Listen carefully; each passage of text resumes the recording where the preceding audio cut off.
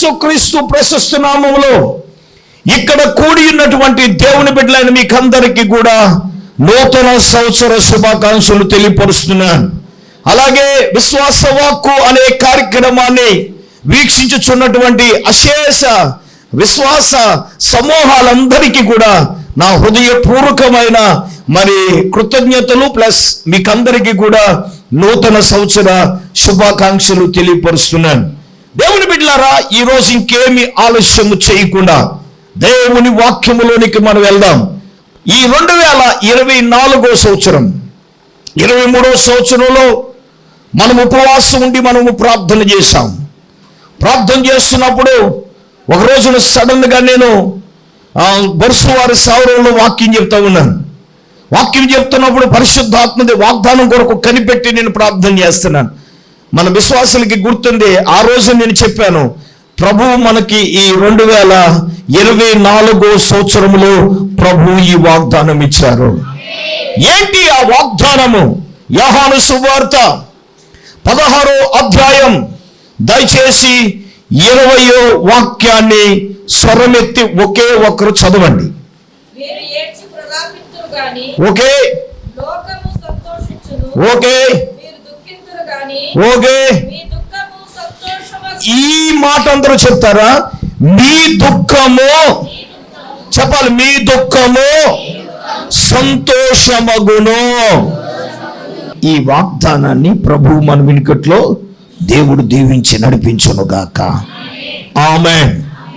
నా ప్రియమైన వారలారా, ప్రభువు ఈ వాగ్దానం ఎందుకు ఇచ్చాడంటే, ఈరోజు మానవులమైన మన జీవితాలలో ఈ 2023 సంవత్సరం ఒకవేళ మీరు ఎన్ని దుఃఖాల గుండా మీ జీవితం ఉన్నా, ప్రభువు చెప్పిన మాట ఏంటంటే, మీ దుఃఖమును నేను ఎలాగ మార్చేస్తానో తెలుసా? సంతోషంగా నేను మార్చేస్తాను. ప్రభు మాట్లాడుతున్నారు. ఏ విషయంలో నువ్వు దుఃఖపడ్డావు? ఆర్థిక సమస్యల విషయంలో దుఃఖపడ్డావా? రోగ బలహీనతలను బట్టి నువ్వు దుఃఖపడ్డావా?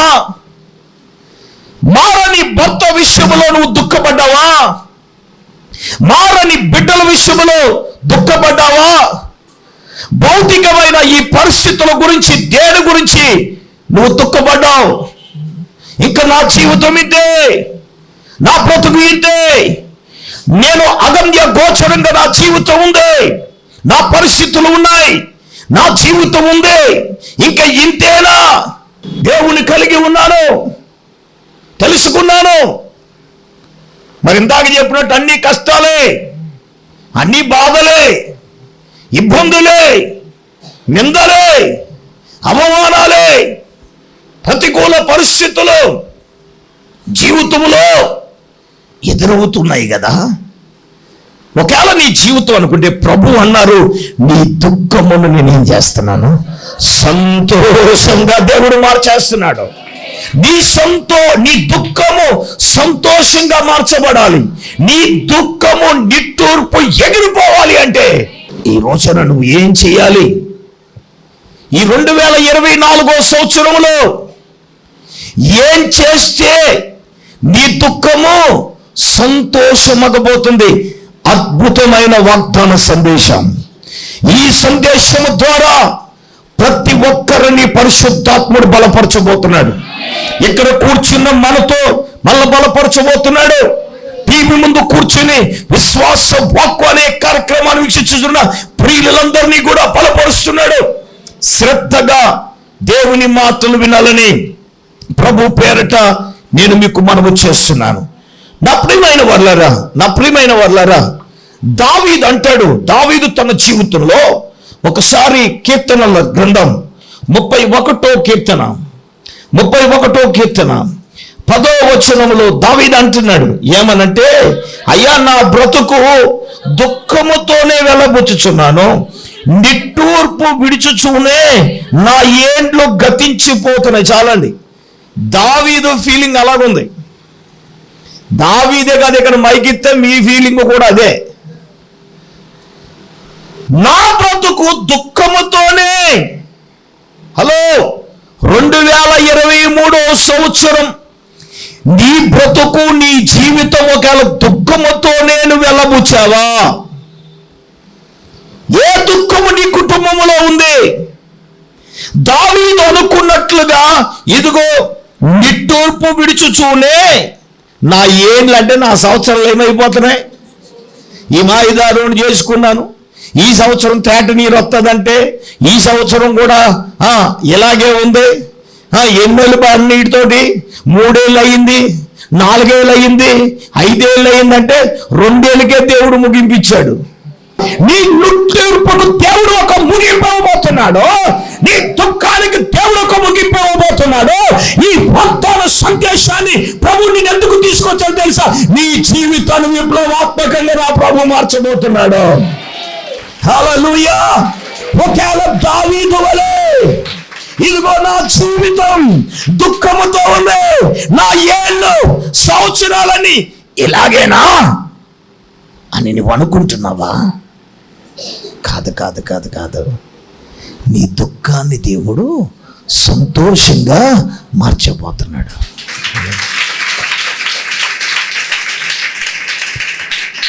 కొంతమంది పైకి నవ్వుతూనే ఉన్నారు. నువ్వు పైకి నవ్వుతూ ఉన్నా నీ హృదయంలో ఏముందో తెలుసా? దుఃఖం ఉంటుంది. సామెతల గ్రంథం 14వ అధ్యాయం 13వ వచనంలో ఒకడు నవ్వుచుండినను హృదయములో ఏముంటది? దుఃఖం ఉండొచ్చు. దేవుని సంగమా, దేవుని బిడ్డలారా, ఒకవేళ నవ్వుచుండినను హృదయములో దుఃఖం ఉంటది. ప్రభువే సూటిగా తేటగా తన వాక్యమును బట్టి దేవుడు తన ఆత్మ ద్వారా తన సేవకును అభిషేకించాడు. ఈరోజు ఒకవేళ మీ జీవితంలో ఏ విషయంలో దుఃఖపడుతున్నారు? ఎన్నో రాత్రులు నిద్రలేవుగా, 9 దినాలు లేని దినాలు చాలా ఉన్నాయి కదా, కనీలే అంతర్భాగంగా రోజు దినాలు చాలా ఉన్నాయి కదా. ఎన్నో దుఃఖకరమైన జీవితాలు మన జీవితంలో ఉండగా ఈ రోజు వాగ్దాన సందేశము ద్వారా పరిశుద్ధాత్ముడు మాట్లాడినేది తెలుసా? నీ దుఃఖమును, నీ నిట్టూర్పును దేవుడు సంతోషంగా దేవుడు మార్చబోతున్నాడు. ఆమేన్, ఆమేన్. మార్చాలంటే మనం ఏం చేయాలి? ఏం చేస్తే మారుతాయి? మొట్టమొదటిగా దేవుని బిడ్డలారా, యెషయా గ్రంథము 51వ అధ్యాయము దయచేసి 11వ వాక్యాన్ని మనము చదవాలి. యెహోవా ఓకే ఓకే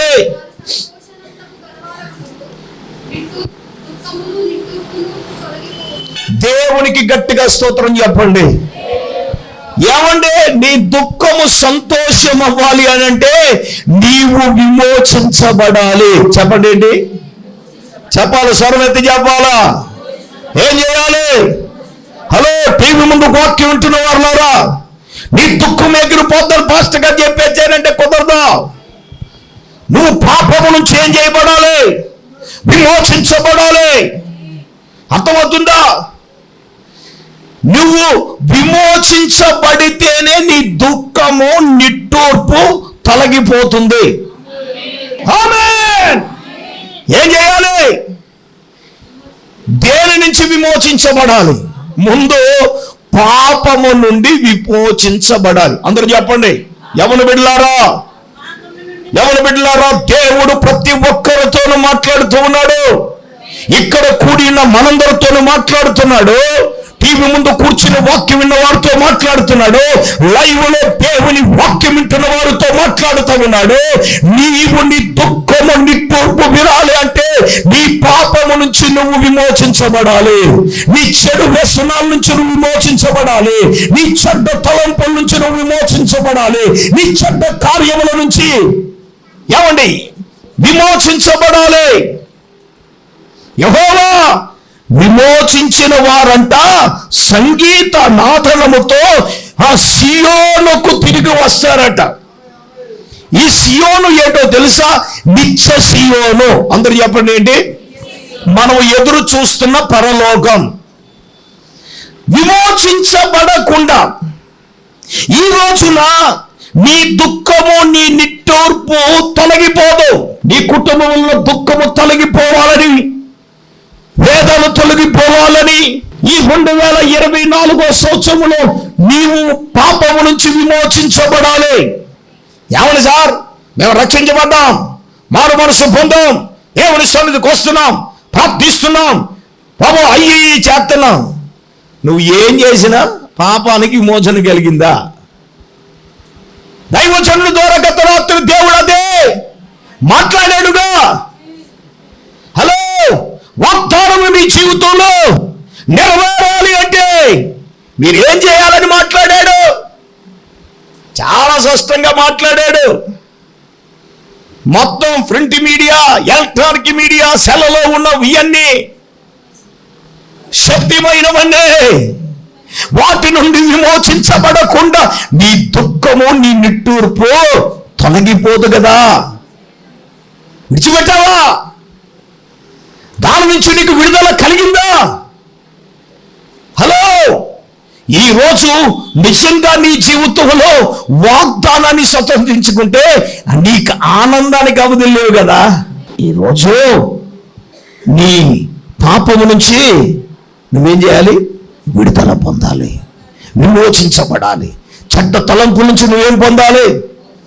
ఒక మాట చెప్పనా, నీలో ఉన్న దురాశ నుంచి కూడా నీకేం రావాలి? విమోచన రావాలి. ప్రభువు చేత విమోచించబడాలి. నేనేమంటాను, నువ్వు విమోచించబడకుండా నీ దుఃఖం సంతోషం అవుతుందని నేను చెప్పట్లేదా? హలో, నేను గుడికి వెళ్ళిపోయాను, నన్ను నా నిట్టూర్పు సంతోషంగా మార్చేయంటే అది కుదరదు, సెట్ అవ్వదు. అది అవ్వాలంటే నీలో జరగవలసింది ఏంటో తెలుసా?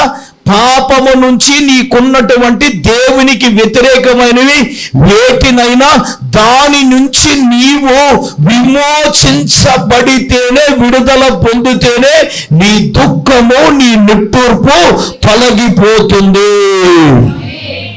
హల్లెలూయా. నా ప్రియమైన దేవుని బిడ్డలారా, ఈ వాగ్దాన సందేశం, అమ్మా నువ్వు దేవుని సన్నిధికి వస్తున్నావు, ప్రార్థనా కూటాలకు వెళ్తున్నావు, ఎవరి కానుకలు నువ్వు ఇస్తున్నావు, ఇన్ని కార్యక్రమాలు నువ్వు చేస్తున్నావు, మంచిదే.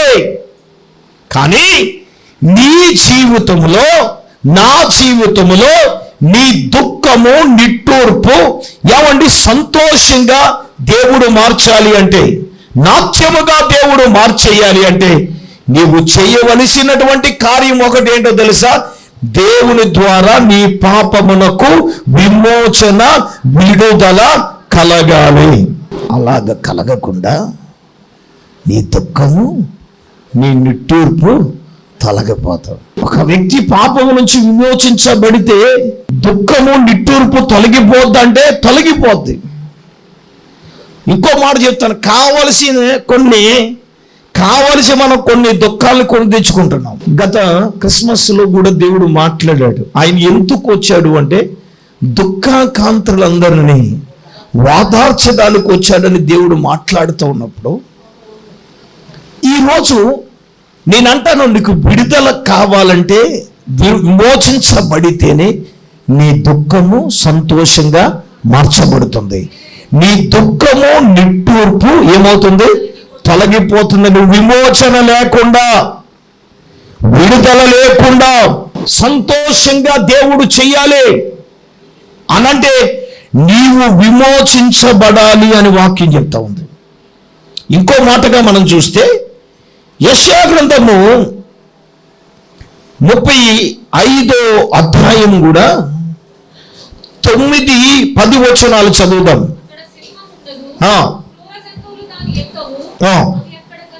ఓకే, విమోచించబడిన వారే అక్కడ నడుచుదురు, యెహోవా విమోచించిన వారే పాటలు పాడుచు తిరిగి సియోనుకు వచ్చెదరు.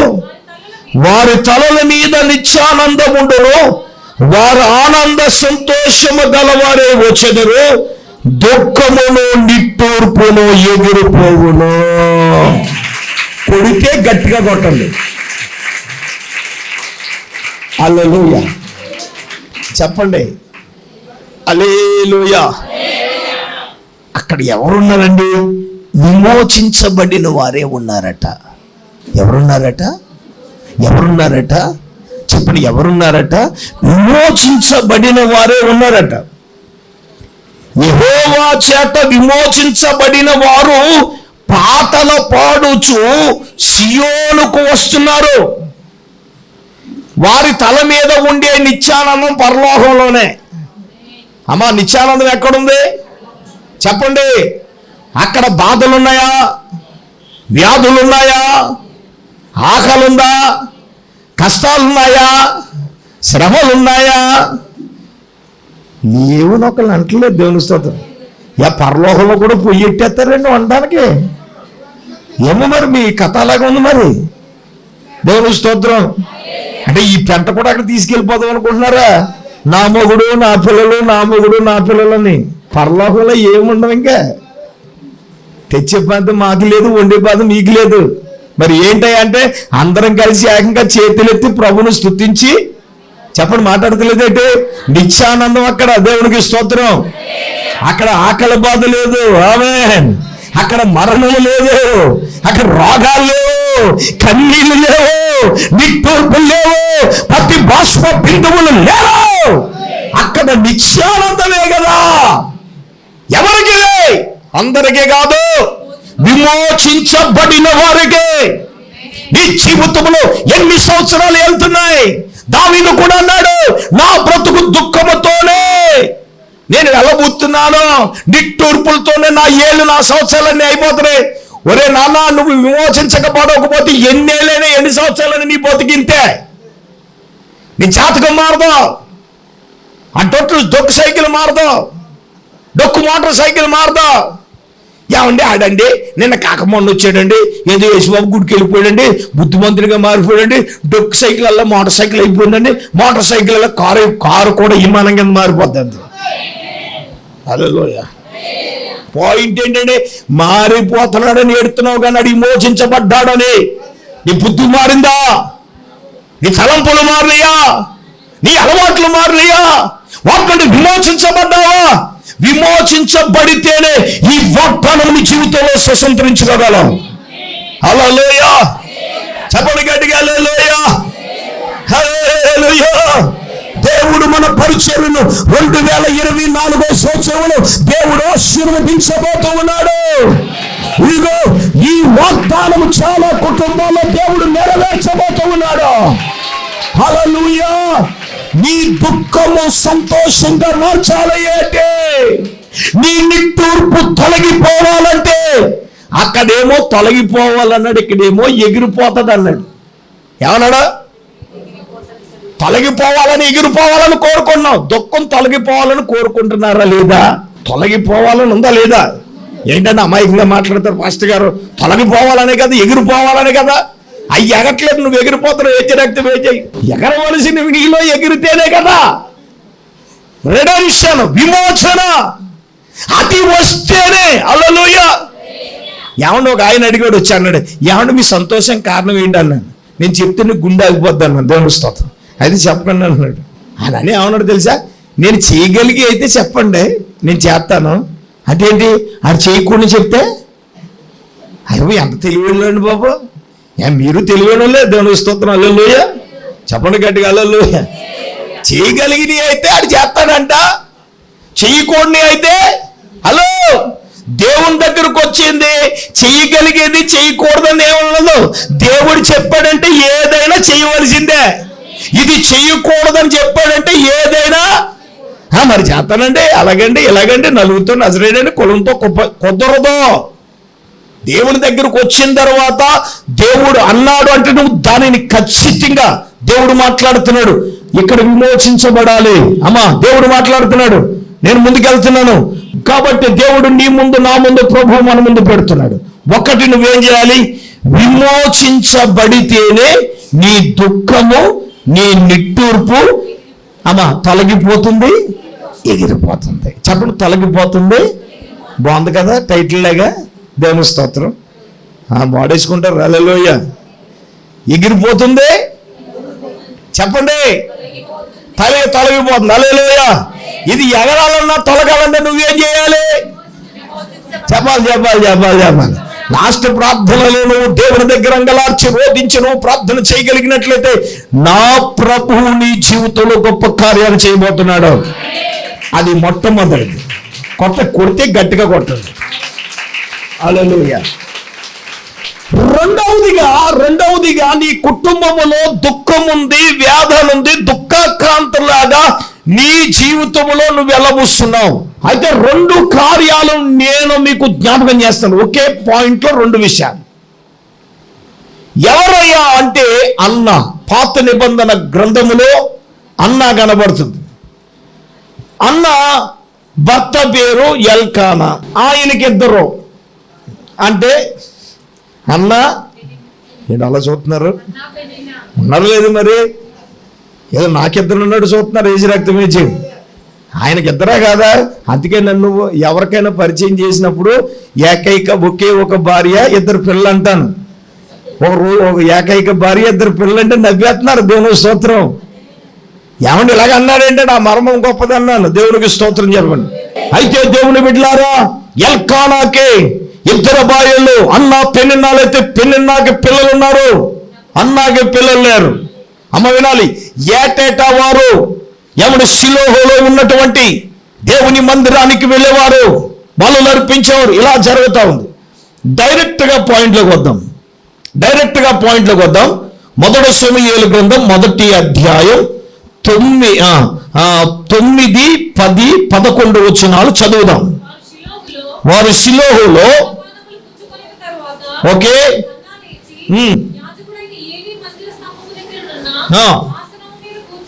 కూర్చుని ఉండగా, అమ్మ వినాలి ఈ మాట, బహు దుఃఖాకాంతురాలై వచ్చి యెహోవా సన్నిధిని ప్రార్థన చేయుచు బహుగా ఏడ్చుచున్నది. అమ్మ వినాలి. రెండవది ఏమిటంటే, బహు దుఃఖాక్రాంతురాలుగా ఉన్న ఈమె దేవుని సన్నిధికి వచ్చింది. అమ్మ చెప్పండి ఏంటి? చెప్పాలి. ఎక్కడికి రావాలి మనం? నీ దుఃఖము సంతోషంగా మార్చబడాలి అంటే ఈ 2024 సంవత్సరంలో ఏ ప్రార్థనకు నువ్వు మానకూడదు. ఆమేన్. మేడగది స్తోత్ర ప్రార్థనకు నువ్వు రావాలి. మేడగది ఉపవాస కన్నీటి ప్రార్థనకు రావాలి. ఏమండి, ఉపవాస స్వస్థత ఆ తైలాభిషేక కూడికకు కూడా రావాలి. ఆమేన్. మరి ఈ వాగ్దానము స్వతంత్రించుకోవాలంటే రెండవదిగా అన్న ఎక్కడికి వచ్చింది? దేవుడు మనకి చక్కని మందిరాలు దేవుడు ఇచ్చాడు. చూసిన వాళ్ళకి అంత ఆనందం అవుతుంది. రెండవదిగా నీ దుఃఖము, నీ పరిస్థితులు నీ ఉన్నప్పుడు అవి సంతోషంగా మారాలి అని అంటే రెండవదిగా అన్న ఎక్కడికి వచ్చిందండి? చెప్పండి, ఎక్కడికి వచ్చింది? ప్రతి ఒక్కరూ కూడా దేవుని సన్నిధికి రావాలి. చెప్పండి, రెండో పని ఏంటి? దేవుని సన్నిధికి వస్తేనే సెట్ అవుతుంది నాన్న. నీకోసము ప్రార్థించేవారు, నీకోసం అంగలార్చేవారు, సంఘము చిన్న సంఘమైన ప్రార్థించేది. దేవుని సన్నిధికి మనం రావాలి. దుఃఖము సంతోషంగా మారాలంటే ఈ 2024లో ఒక తీర్మానం పెట్టుకొని వాగ్దానం మీరు రావాలంటే ప్రభుత్వం ఇప్పుడే చెప్పండి, ప్రభువా మా దైవజనుడు పెట్టే ఏ ప్రార్థన వినిసాము, దేవుని సన్నిధికి రావాలి. అన్న ఎక్కడికి వచ్చింది? అక్కడ ఏముందో తెలుసా? బహు దుఃఖాకాంతురాలై వచ్చి అన్న వచ్చింది ఎక్కడికయ్యా అంటే దేవుని సన్నిధిని. అమ్మ నేనేమంటానంటే, నీ కుటుంబంలో నీకు జరిగిన అన్యాయం వల్ల దుఃఖము కావచ్చు. అందరూ కూడా శ్రద్ధగా వినాలి. ఈ వాగ్దాన సందేశము మీ జీవితాల్లో ఎనలేని ఒక నూతనమైన కార్యాన్ని పరిశుద్ధాత్మ దేవుడే చేయబోతున్నాడు. దేవుని సన్నిధిని నువ్వు విడిచిపెట్టకూడదు. ఆమెలో బహు దుఃఖాకాంతురాలై వచ్చిందంట. ఏంటి అక్కడ ఉన్న పదం ఏంటి చెప్పండి? బహు దుఃఖాకాంతురాలై దేవుని సన్నిధికి వచ్చిందట. నా ప్రియమైన వాళ్ళ సన్నిధికి నువ్వు వస్తేనే, సన్నిధిలో మోకరించగలిగితేనే నీ అతిక్రమములు, నీ పాపములు ఏమండి విప్లవాత్మకమైన వస్తే సరిపోదు. వచ్చిన తర్వాత మైండ్ దేవుని మీద కాన్సన్ట్రేషన్ చేయాలి. దేవుని మీద, వాక్యం మీద, సన్నిధి మీద, ఆరాధన మీద మనము ఎప్పుడైతే చేయగలుగుతామో అప్పుడే శక్తి కలిగిన కార్యాలు పరిశుద్ధాత్మ దేవుడు మన జీవితాల్లో ప్రభు జరిగిస్తాడు. ఆమేన్. Praise the lord. రెండవదిగా దేవుని బిడ్డలారా, నీ దుఃఖము, నీ తూర్పు తొలగిపోవాలంటే దేవుడు ఇక్కడ దైవజనులు సత్యానందమయ్య గారు, ఆత్మీయ తల్లి సుశీలమ్మ గారి ద్వారా దేవుడు ఇక్కడ పరిచర్యను స్థాపించే, ఇది దేవుని ప్రణాళిక ద్వారా ఈ గ్రామంలో దైవజనుని, దైవజనురాలు దేవుడు ఎన్నుకున్నాడు. వారు తదనంతరం దేవుడు దీనదాసునైన నన్ను, సేవకురాల్ని దేవుడు ఇక్కడ ప్రత్యేకపరిచాడు, పిలుచుకున్నాడు. ఈ ప్రాంతంలోనికి ఎవరిని పంపించడం లేదు తెలుసా? ఈ గ్రామము దేవుడు కదిలించబోతున్నాడు. హల్లెలూయా.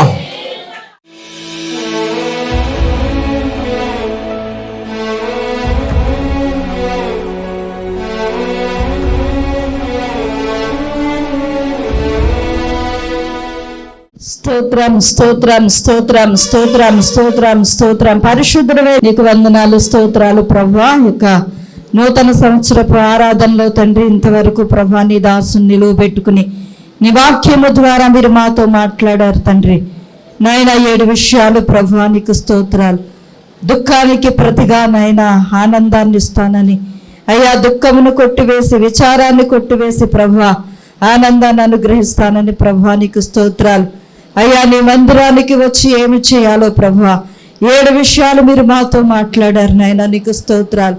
అయ్యా నా ప్రభువా నీకు స్తోత్రములు తండ్రి. పాపమును విడిచిపెట్టి నాయనా నీకు స్తోత్రాలు. విమోచించే దేవుడివై ఉన్నావు ప్రభువా. యేసయ్యా నీకు స్తోత్రాలు తండ్రి. నాయనా నీ సన్నిధికి రావటమే కాదు ప్రభువా, నీ సన్నిధిలో దుఃఖించాలని, కన్నీరు కార్చాలని, ప్రార్థించాలని, ఉపవాసం ఉండాలని ప్రభువా, నిన్ను ఆశ్రయించాలని ప్రభువా, నిన్ను నమ్మాలని నాయన. అయ్యా నీకు స్తోత్రాలు తండ్రి. నాయన మీరు నీ వాక్యము ద్వారా మీరు మాతో మాట్లాడినందుకు వందనాలు. అయ్యా ఇక నూతన సంవత్సరంలో ప్రవేశించిన మేము తండ్రి, అయ్యా మరింత దగ్గరగా నీకు నాయన మేము సన్నిహితంగా ఉండి ప్రభువా, అయ్యా వీటన్నిటినీ మేము చేసేవారంగా ఉండటానికి అయ్యా నాయన భారభరితమైన ఆత్మతో మమ్ములను నింపి నాయన అభిషేకించి ప్రభువా అనేక ఆత్మల రక్షణార్థమైన సన్నిధిలో దుఃఖించి ఉపవాసం ఉండి కన్నీరు కార్చి ప్రార్థించే కృప దయచేయమని ప్రార్థన చేస్తున్నాను. ఇక నూతన సంవత్సరపు ఆరాధనకు వచ్చిన బిడ్డలందరినీ పేరు పేరున దయతో జ్ఞాపకం చేసుకుని మహిమ పొందమని యేసయ్య పరిశుద్ధ నామములో ప్రార్థన చేసి అడిగి వేడుకొనుచున్నామా పరమ తండ్రి. ఆమేన్. తండ్రి, కుమార, పరిశుద్ధాత్మ త్రియేక దేవునిలో ప్రభు బిడ్డలారా ఇక్కడ కొండలకు సదాకాలం తోడైనగాక. ఆమేన్, ఆమేన్, ఆమేన్.